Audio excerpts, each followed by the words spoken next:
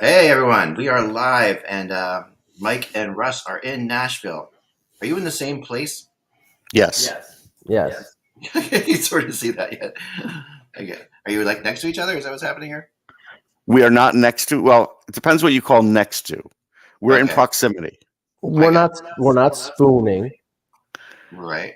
Okay, we didn't need to go there, but yeah, I fine. hear a little bit of echo from you, Mike, but I don't know. Maybe that's I'll try to mute myself in between.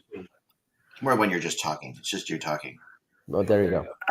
Yeah, stop talking, Mike. Really, when there's no echo when you're not talking, so I don't know how you're going to handle it. Mute yourself when you talk, Mike. Let's just do that, okay? There's no echo when you're not talking, so you're fine. All right, so Mike and Russ are at the draft, and we're gonna get right into this thing because we gotta get going. We might have a little bit shorter. I might do a little Q&A at the end for you guys. These guys can go off to an event they gotta do. There you go. All right. Here we go. So let's do this. Let's start this up. Let's say the 28th, right? Sure, give it a go. I should probably know the date is the point. Wednesday. I mean, I would say so. Where'd Mike go? He's there. Don't worry.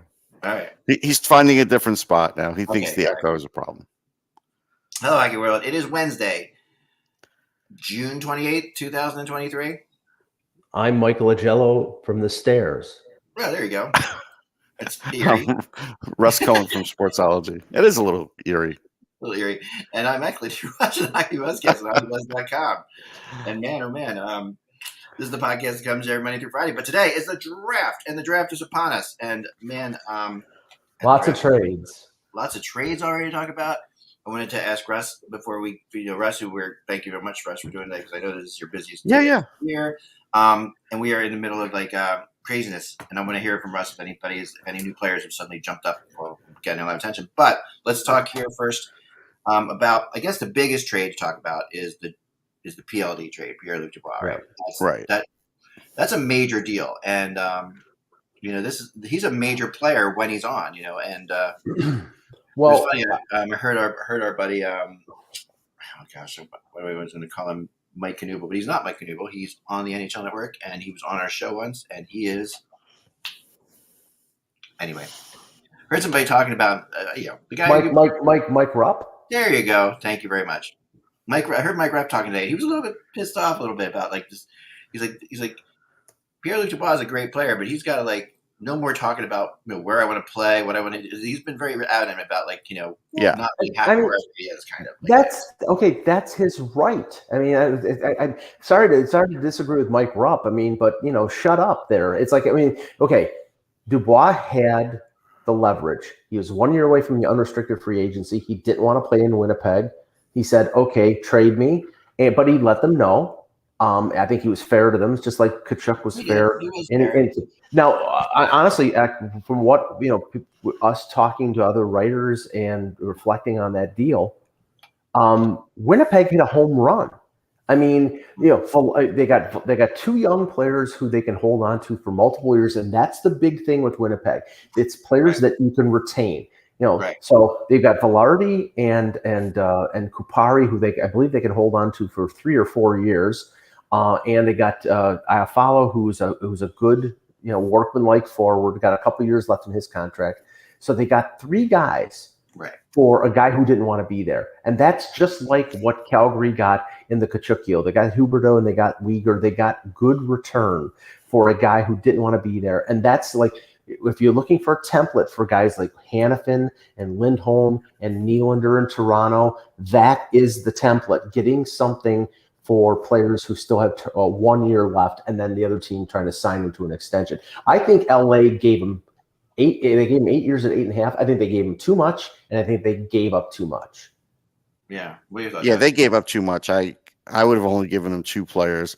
I mean, Iafallo's 35, 40 point guy. He's a double-digit goal guy, good in the playoffs.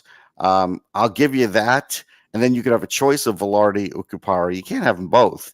Again, this is something where it reeks of a little desperation for the Kings. Like they really feel like they're trying to make a cup run here, and they're emptying some of their coffers. It's it's not easy to start filling these things back up, especially with first-round picks that are getting traded. And Velarde has really improved in the last year. So I like it to some degree for LA. But again, I don't know if I like it 8 years, 8.5 for Dubois' salary either. So it's a mixed thing. But is LA better? Sure. Yeah, because they have a pretty deep system. They're better for now and maybe for the next 2 to 3 years. But Winnipeg, they got players that they needed players, and they got them. Well, having the middle that they have now, the center they have now. In LA. Yeah. But here's the thing. Two things. One, I think maybe Iafallo was a player because of his $4 million cap hit that they had to move out to sign Dubois to the extension. Yeah. The other thing is Dubois gives them coverage when it comes to Kopitar, because Kopitar has a year left in his contract. Yeah. And if he decides to retire or he decides that he doesn't want to take less to stay there, they have Dubois up the middle to replace him along with Deneau. And Byfield, who is a center but has played wing for a while. So, that's the situation there. Yeah, it makes a lot of sense. I was just getting a text about another trade that might be going down, but I'm going to look into it a little bit more here. But that's okay. I'll keep checking on that. So we have had a lot happen, and we're already looking at a situation now where I think the other trade that we have to look at, the one that just kind of went down over the course of the last couple of days. The reality is that Colorado was pretty sneaky here. It made a little interesting move, I think. Because at the end of the day, they traded Newhook, for Ross Colton and a first-round draft pick. That's really what they did, right? So that is that's significant. I mean, that's a really you make that trade, I think, every day of the week. Well, I think the Newhook deal was basically Montreal. It sounded to me that was the plan B for after they knew that they weren't going to get Dubois. That was the move that they were going to make. Yeah, they were definitely connected. Yeah. So, I mean, so that, but I mean, look at, you have a couple trades that are following the same template. And we'll talk about the Hayes deal in a second, but the Johansson deal where Nashville retained 50% and gave him away for nothing. And the Hayes deal, which they retained 50% for 3 years and basically got nothing. Those are just salary dumps.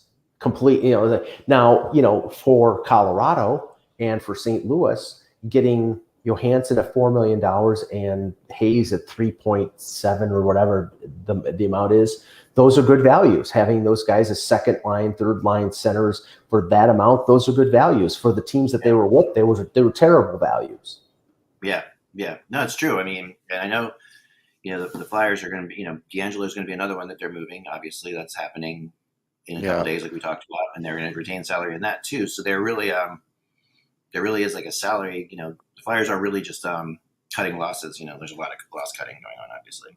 At this point. Yeah, the one thing I want to say about Newhook is, remember, he's not getting top power play time. He's having to do most of his work 5-on-5. He is really good defensively already. Yeah, and his faceoffs are getting better. And this is a guy. I'm telling you, I know fans are like, he wasn't that good, whatever. Yeah, okay. I think Montreal got a hell of a pick here, a center here, and so I do think he's going to start to really improve too. And if you look at what Montreal has now, up the middle. You have Suzuki, you have Kirby Dach, and you have Newhook.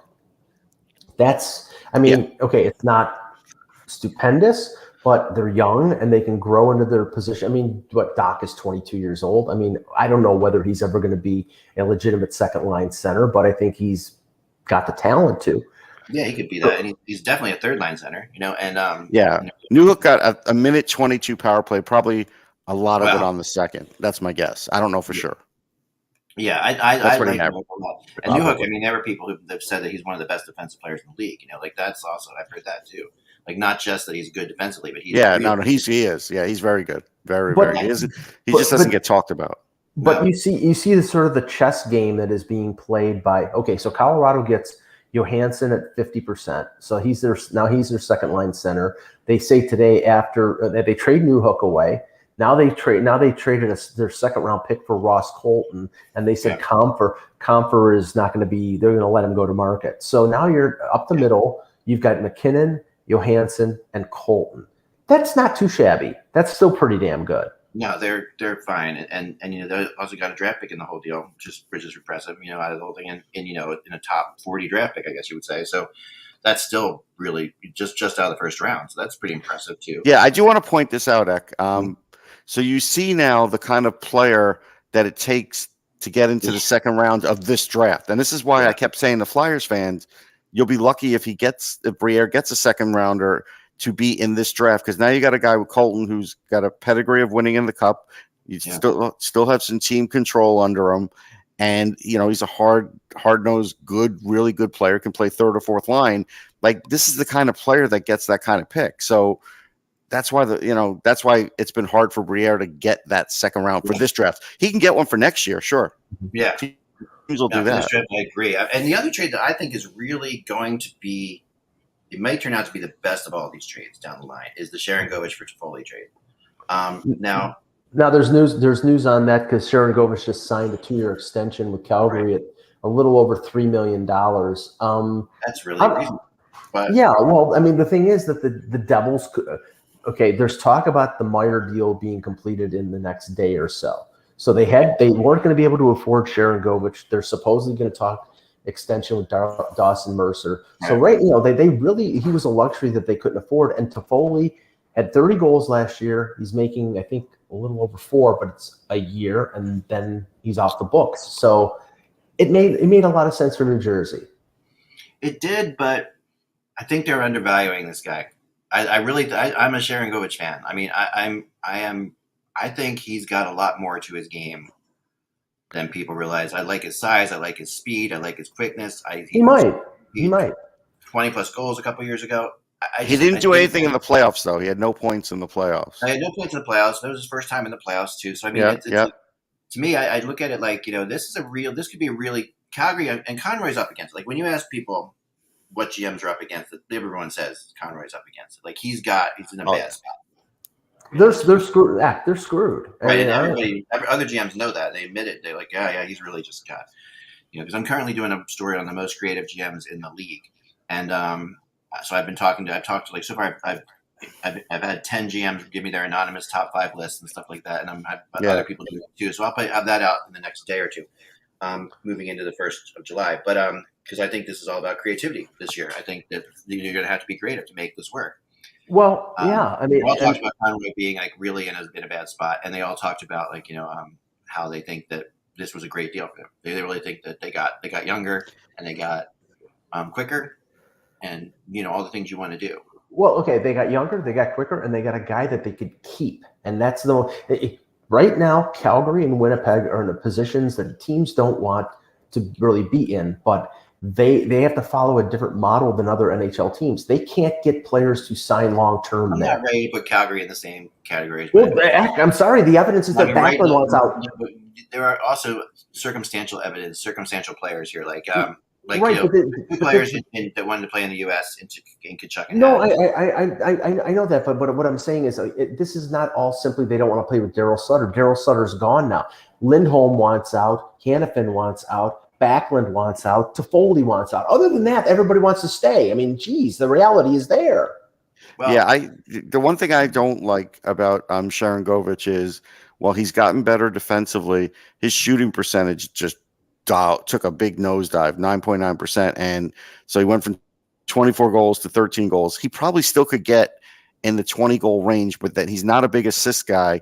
So he's got to really get, for me, if I want to hold on to him, he's got to get close to the 30-goal range, because, that's the thing. In this league, it's like hard to keep 20-goal scorers because some of them will just cost you too much. I feel like you got to separate yourself. And if you're a 30-goal guy, then I'm going to keep you for a long time. If you're a 20-goal guy, I'm not giving you a long-term deal.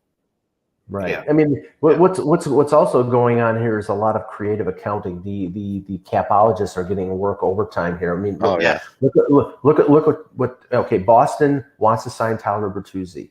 They basically give away Taylor Hall to Chicago for his 2 remaining years at $6 million to the Blackhawks. The Blackhawks want to get to the cap floor, so they overpay. And don't get me wrong, I love Nick Foligno. He's a heart and soul guy. He's a leader. He'll help Connor Bedard, who helped that team in terms of just being a veteran guy. But they gave him $4 million for a year. Why? Because they need to get to the cap floor, because the cap floor is 61. How many games will he actually play?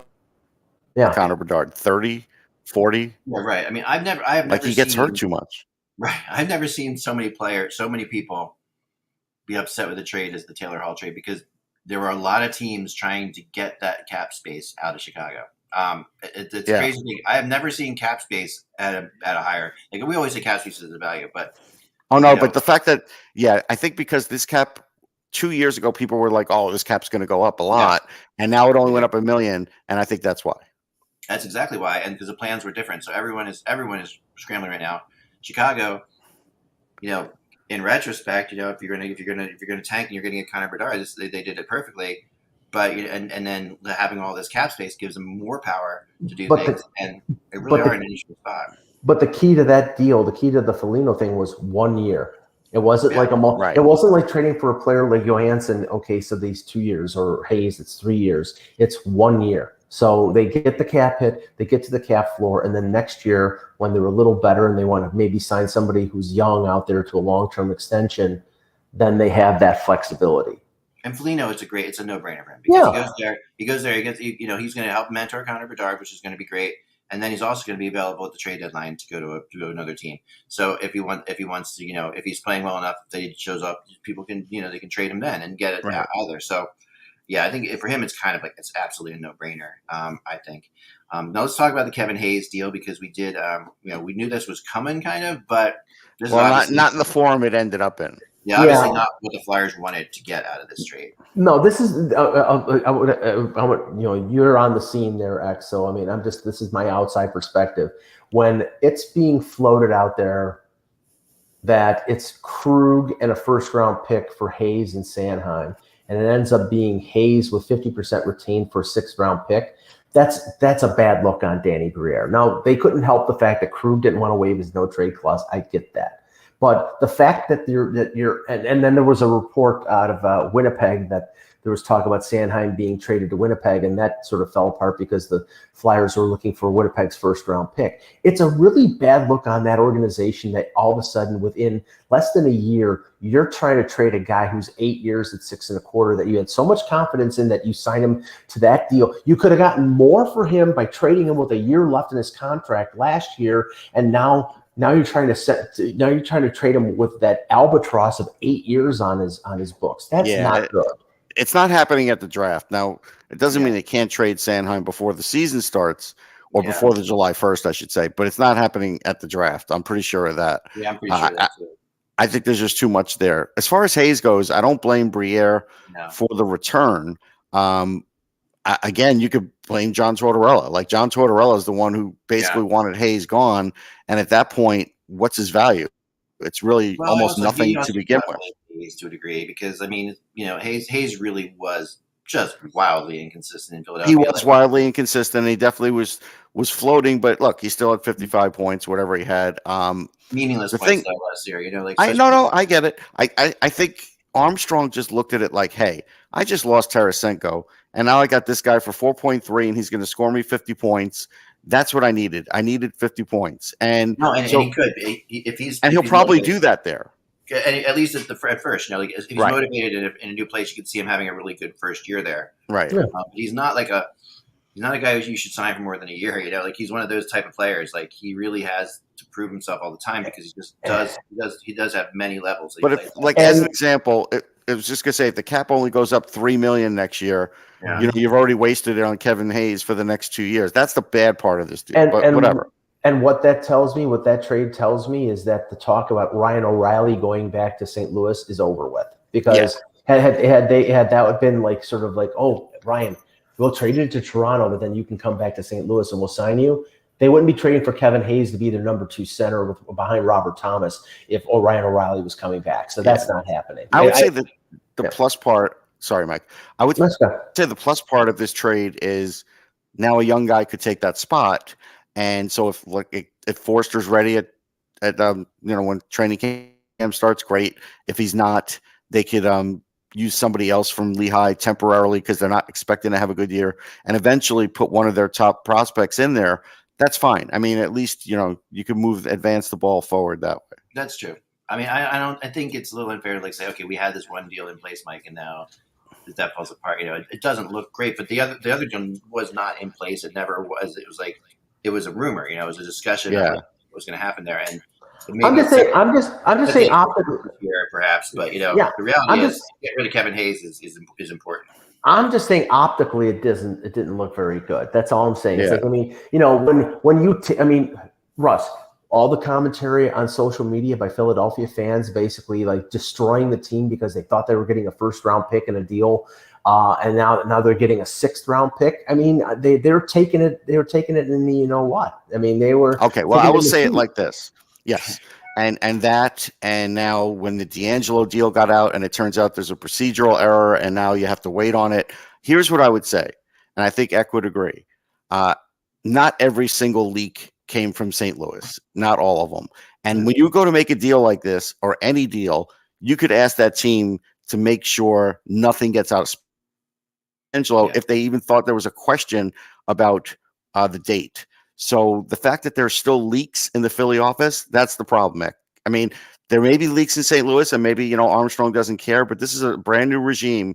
They need to close up those leaks because that's what it gave the fan base unrealistic expectations. All right. I can see that. I can see that as like an unintended consequence. Yes. What they were trying to do, I believe, was get more teams to call them. So they wanted it very much to be known that they were open for business. I agree with that. But then the problem is, like I said, it's not so much, and look, it's not really the Hayes deal. I think fans ran crazy with that, and some of the media did lead them that way, no question. But I would say this, with the D'Angelo deal, it's like, okay, they had to have known. If they didn't, then it's bad.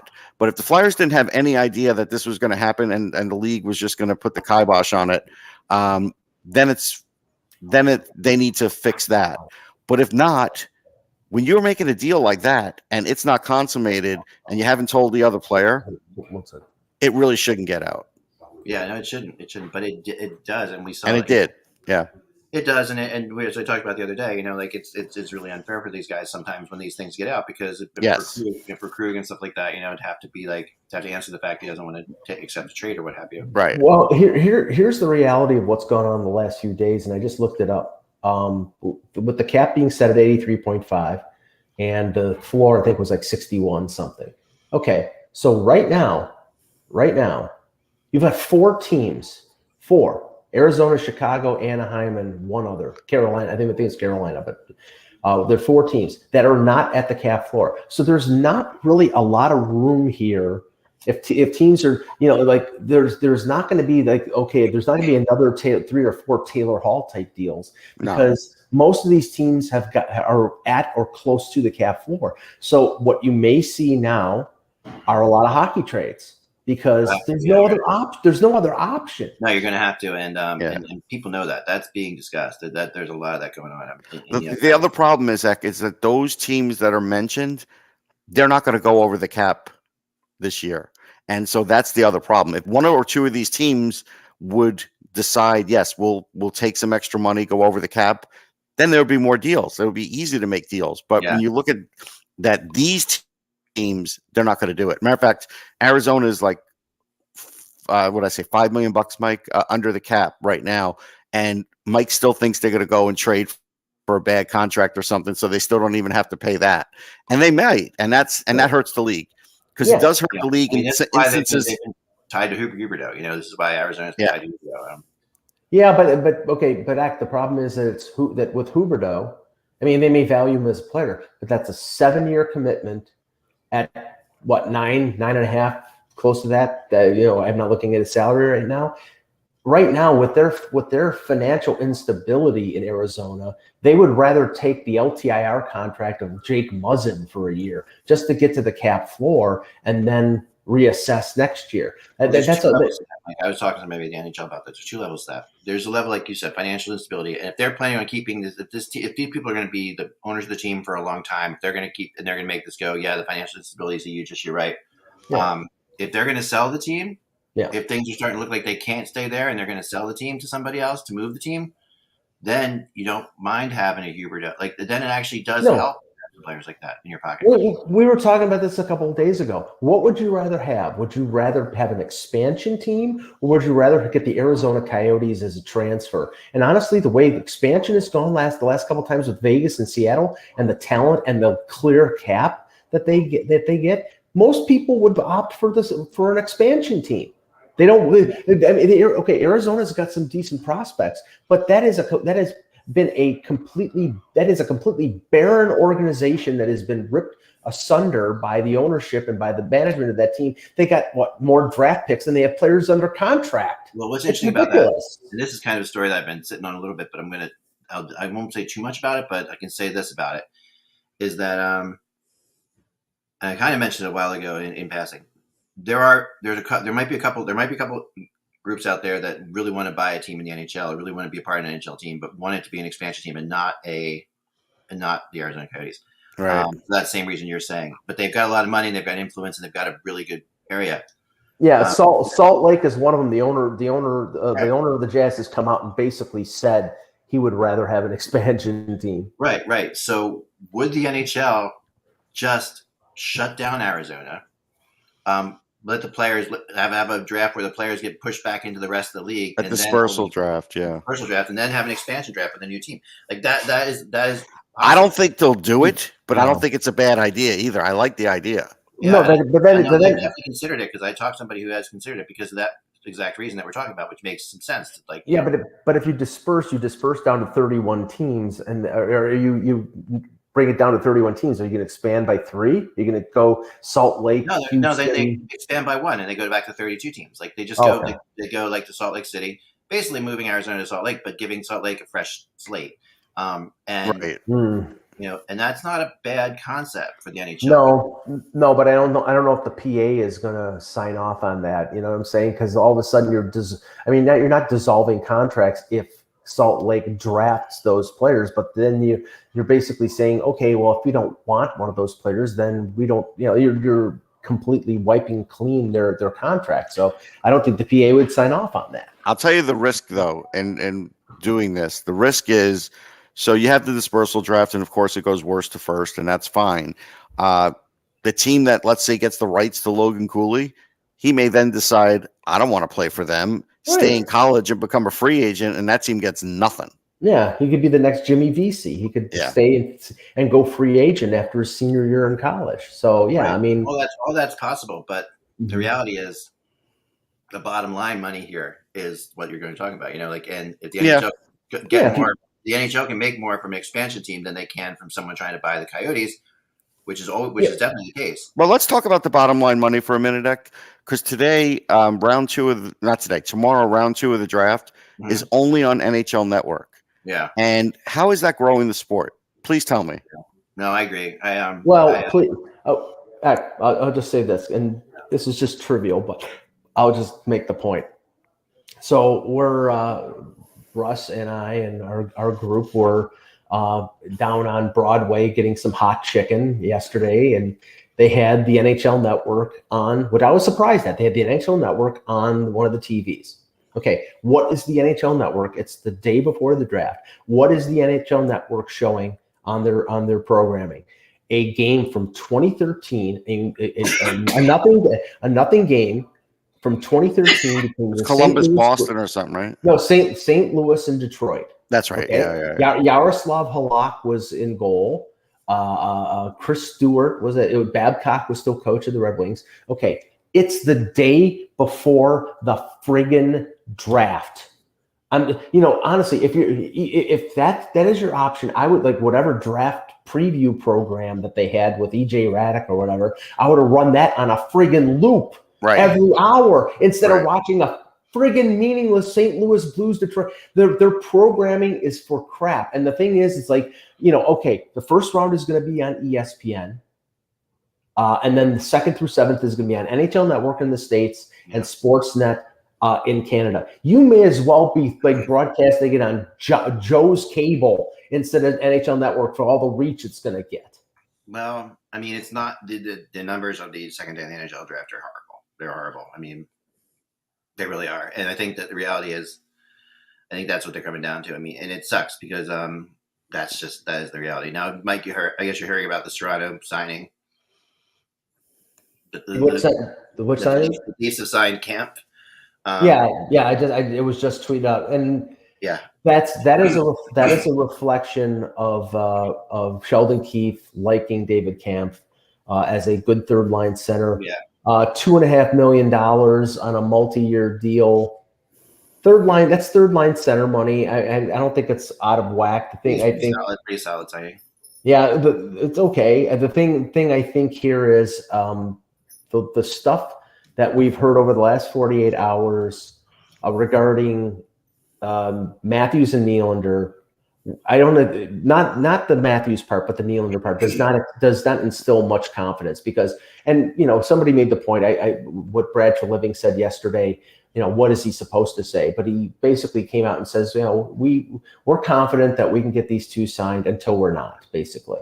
And it's like, okay, well, there was a report that Matthews said he would take a little less on a deal to make this team, this team win, which is, that's a good thing. I mean, I'm not surprised at that. And if Matthews is the highest paid player and it's 12.7, it's like 100,000 ahead of McKinnon. That's I think everybody, you can't criticize Matthews for that. But the problem is that there is not a chance in hell that William Nylander and his agent Louis Gross and his dad Michael Nylander, as part of the agency, will take $1 less than what they want. And that's the problem here. It's like, okay, Austin Matthews will do that, will make that sacrifice to make that team better.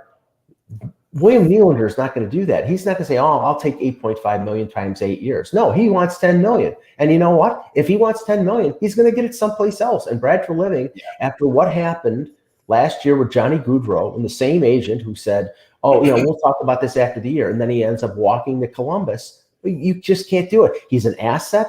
If you get him signed, great. If you don't, you trade his ass. Yeah. And that's what you have to do. But let's get on to the draft for a second.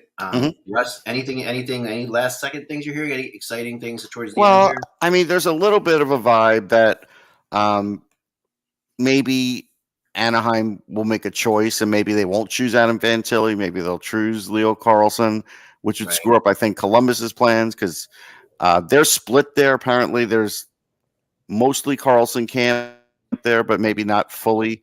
So that's a thing.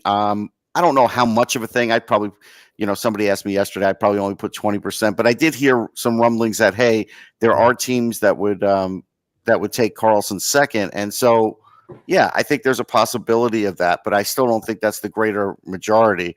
So I don't think it's like a Shane Wright situation where anything's going more than one pick down. And then, you saw that Columbus didn't talk to Michkov, so they're probably out of that. Of course, the Canadians did. I don't know if Arizona did, and I know Philly did. So you have that little bit of an intrigue, but I still don't think he's going to fall to Philly. So I think he's still going to Montreal. But you never know. Like, it's not 100%. The thing about the Philly thing is, take this, Mike. Take this idea. And this is not anything source. This is just me looking at things logically. Yeah. Everybody knows Washington wants him. Washington picked right after Philly. So don't you think the Philly's going to make it out there that they would like to take him if he's available there? Yes, I think that's the vibe that they're sending. I don't believe 100% that they want him. I don't either. I think that they would like to make Washington pay for him. Thank you. Yes, I do think that too. But the problem is they may never get that chance. They probably won't. But I think that the reality of it possibly happening is why we've been seeing them put stuff out. I don't know. I'm not fully sold that they would take him. That's the thing. No. I'm not fully sold Philly would take him. Well, and I don't think who knows whether Washington is fully sold that they think Philadelphia would take them. But Philadelphia taking that stance and saying, okay, we might take him, would force a team in their own division to pay an asset to move up ahead of them. And a team like Arizona at 6. Are you telling me that they wouldn't take a second-round pick to move down 2 slots? I think they would, because they might get the guy, like say they want Reinbacher. I think Reinbacher will be there at 8. So if they get an extra second-round pick to move up from 6, the difference between 7 and 8 is for them. But you're not going to get a second in this draft, I don't think. I think maybe. I don't think it's going to happen. You might not. It might be a really late one if you do. But here's what I would say, and I feel pretty strongly about this. So let's just say, for argument's sake, that Philly does this and they trade the asset and he goes to Washington. You better let the fan base know that he didn't want to play for Philly, because if they find out that he did want to play for Philly and you made this trade and he becomes a superstar, he becomes another Ovechkin, you're going to live with that. You are going to have to live with that forever. Agreed. It's a really gutsy call if they make it, because right. It is really, now they can sit back and say, well, you were in Ukraine was going on. We didn't know what was going to happen. But nobody's going to care. Nobody is going to go with that. Seems like he's been over here enough that that's not going to matter. And everybody's everybody's feeling pretty safe about that, but right. I might be completely wrong here, and if it won't be the first time, but all I can see from this whole Mishkov situation is that he is trying to orchestrate where he wants to go. He did that by not talking to teams in Russia. Now he's talking to teams here, so maybe that's not the case. But I do think he might be talking to these teams and saying to them, "I don't want to play for you," or "I don't know when I'm going to come over here." But to a team like Washington, he might not be saying that. So in a subtle way, he might be orchestrating his way to play for the team that he wants to play for. Yeah, that's very possible. And I think there's something to that. Yeah. The Flyers don't have a great history with Russians for sure. And that's no, I mean, the last time they took Russians in the first round were Provorov and Rubtsov. It's a long time ago. I mean, Provorov obviously was a great pick, but a good pick. No, he's a really good pick. Solid pick. Good pick. But besides him, man, if you take him out of the equation, oh yeah, you go back to like Butsayev and play people like way back, way back that they have not had anyone. It's amazing how few players they have picked that have been Russians that have actually turned out anything for their team. I don't think they have a player that's played more than 200 Russian has played more than 200 games for their team back to Butsayev or something. I saw the other day, which is an unbelievable statistic. Yeah, just crazy statistic. Not that matters, it's a new group or whatever. But I really do think in the end, Philly's making the pick at 7. That's just the way that I feel. And again, there's another guy here too, Ek, that's going to be polarizing. So let's take Michkov out of the equation. Yeah. If Zach Benson is there and they have to choose between Zach Benson or Leonard, or you want to throw Rowe in there, I don't care. Any of the other U.S. guys or any Oliver Moore. If they don't take Zach Benson and he turns into a star, it's going to be the Caulfield situation all over again, because he's a little bit of a smaller guy, and everybody knows how good this guy is. Even if he falls in the draft, everybody knows how good this guy is. So again, should not Briere know that? Should not Briere be of all people? Be the player? But again, there's a whole group there making the decision, and what they're going to bet on is this guy going to be able to get stronger? This guy is not the height that we like. Is he going to be a top line or a second line guy? If they don't believe in all of those things, then they're going to go with the bigger player again. Right. And that's the story in the back of Flyers fans' minds. And that's a sign of whether they're bucking the usual Flyers trend, which is the biggest, baddest guy, or they draft the best guy, no matter what the size is. Right. And that's always the battle. Now, it's a funny thing. I was talking to some reporters about other teams, like a team like Buffalo, who's got a lot of smaller skilled guys. They've got a few big forwards like Tage Thompson and Alex Tuck, but their prospect pool are all mostly smaller skilled guys. Savoy, Kulik, Rosine. Right, if at 13 they take a guy like Benson, who is another smaller skilled guy, then they're sort of following like a Toronto direction where all their prospects are smaller guys. They should maybe take a power forward type guy. But with Philadelphia, I think they should take the best, most skilled player at 7 and not be concerned with the size of the player. Okay, but here's the other thing about that. So best, most skilled player is not Reinbacher. He may be to some people, not to me, but he may be to some people the best defenseman on the board, but I still don't think he's a top pairing defenseman. I think he's a second pairing defenseman. 3 or 4, we could argue about that for hours. But the idea is this draft is loaded with forward talent, and it's not as it has a fair amount of defensemen, but not like super A+ defensemen. It doesn't really have many or any of those. So what do you want to do? Do you want to go with the strength of the draft, or are you going to go with, hey, this guy Reinbacher could really murder people on the ice, and there's some offense in his game, and he'll get to the NHL kind of quick, and it will solve a problem problem for us. That's another decision that they're going to have to make because, again, in the end, in 2 or 3 years, you might find out that, hey, you got a good pick, but you went safe. And is this a case, Russ, of there not being quality defensemen, or there just so many really good offensemen? Like, that's what I wonder about. No. There's not a ton of quality. When I mean quality defensemen, I mean first pairing guys. Right. There's a lot of really good defensemen. Sandin Pellikka is tremendous. I really like him. I just don't think he's a top pairing guy. So I think that's the only line of demarcation there is just that. Okay. And so at 7, I could definitely get a top line player. I believe I can.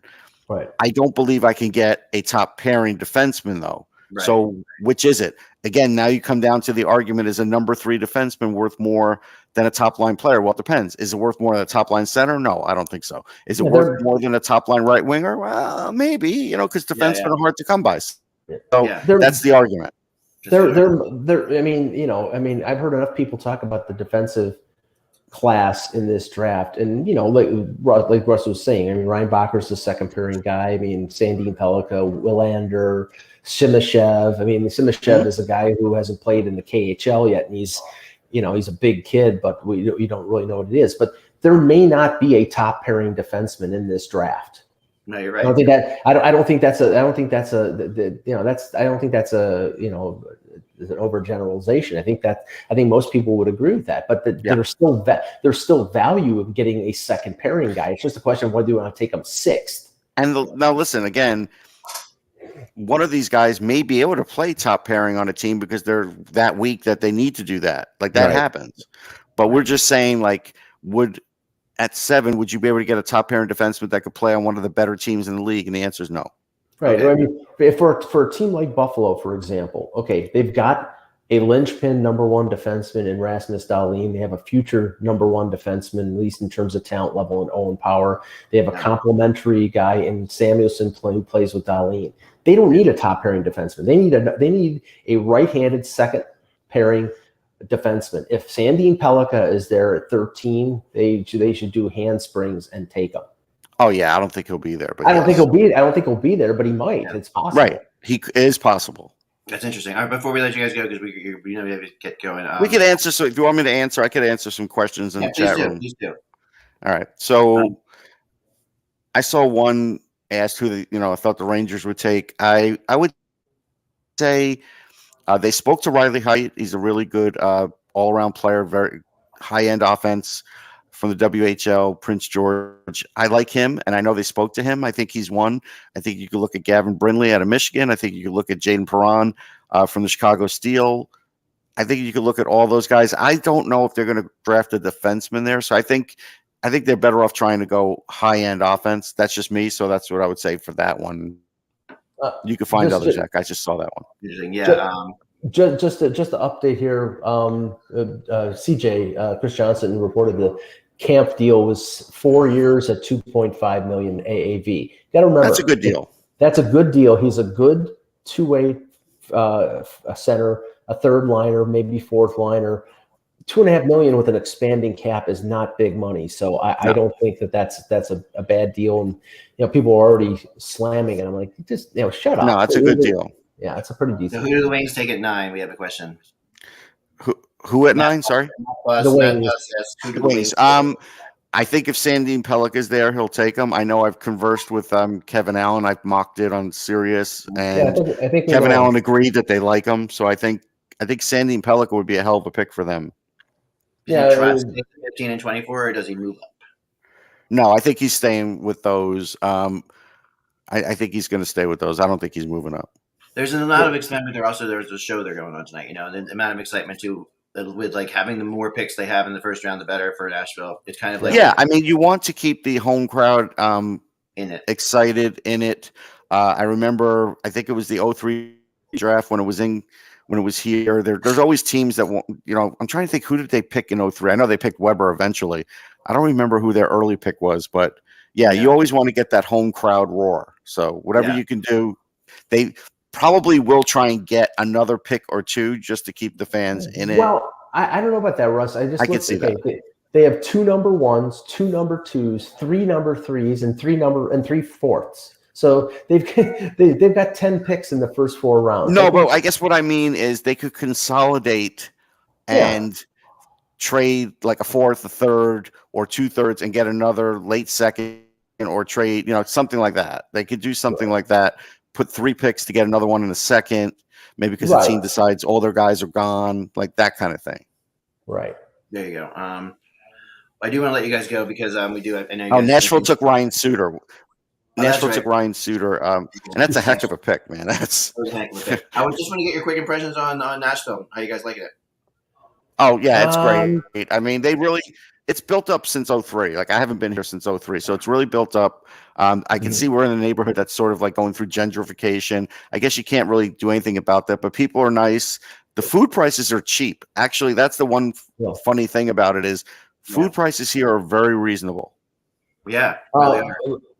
Thumbs up on the hot chicken. I had that yesterday. I had a damn hot. It was damn hot, but I'm conditioned to that with the wings in Buffalo. I had mild. I'll tell you this. I've only been to 3 honky tonks. One of them Tootsie's for about 15 minutes. That's too crowded. No, it wasn't. It wasn't overly crowded. It wasn't terrible. It wasn't overly crowded, but the band in there. Okay, it was a band that played a Metallica song and then played "Don't Stop Believing" by Journey. I left quickly. The one place that I went to had a guy who was singing Jim Croce and Gordon Lightfoot. Okay. And badly. The place that we ended up at, which is the Honky Tonk Grill. Honky Tonk Grill, yeah. Yeah, they were fairly decent, but so far I'm not seeing the next Taylor Swift anywhere.